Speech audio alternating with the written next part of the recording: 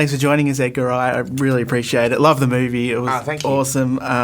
It's so hard to come up with questions for you because I want to ask you about all the spoilerish stuff. Gary King is my new hero.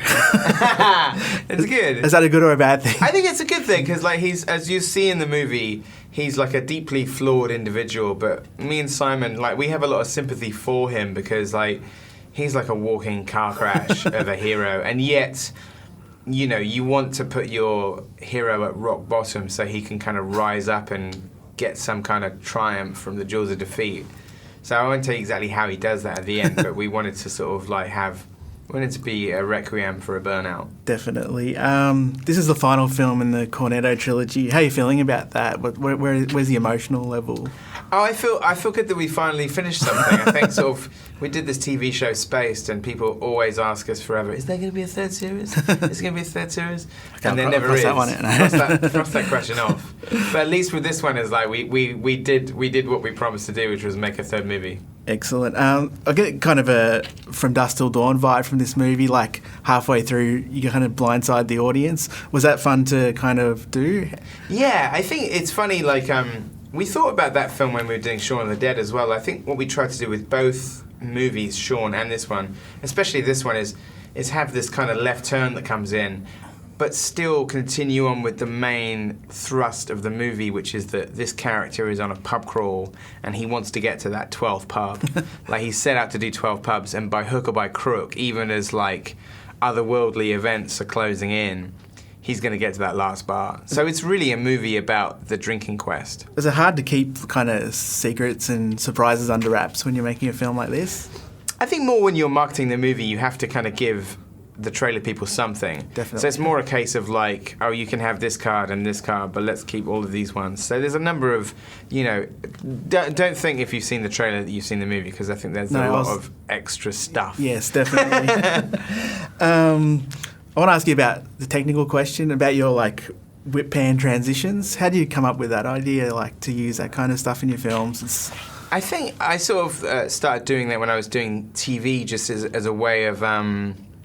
Actually, in my own films as well, like I just like it in terms of giving scenes a full stop, because especially the way that we write, you know, like sort of scenes have a very definite end, and so it's almost like basically just engineering that like full stop is that I'm gonna stop the scene by moving the camera away.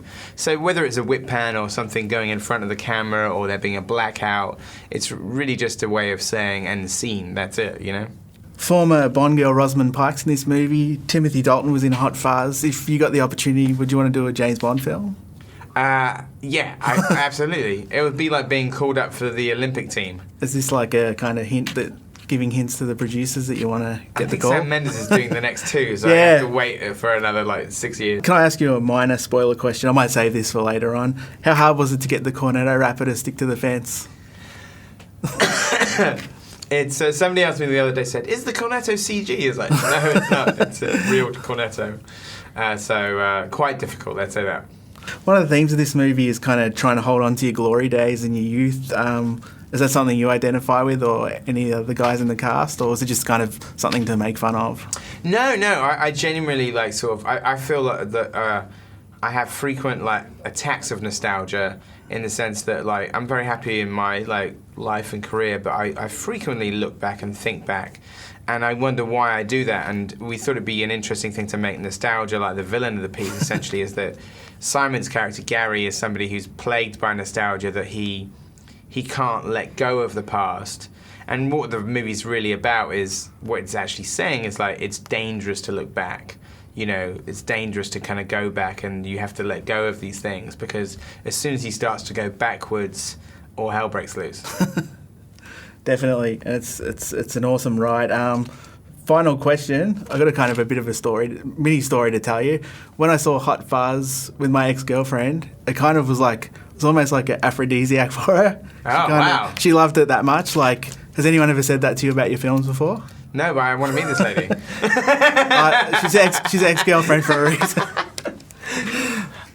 Nobody has specifically said that.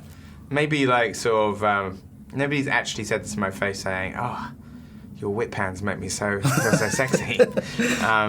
But you know, if you're out there, please get in touch. Yeah, I'll pass on the number. That's all good. Love the movie. It's awesome. Thanks for joining us, Edgar Wright. Really Thank you very appreciate much. it. Thank you. Cheers, man. Thank you. The World's End. What do we do? Let's finish our drinks.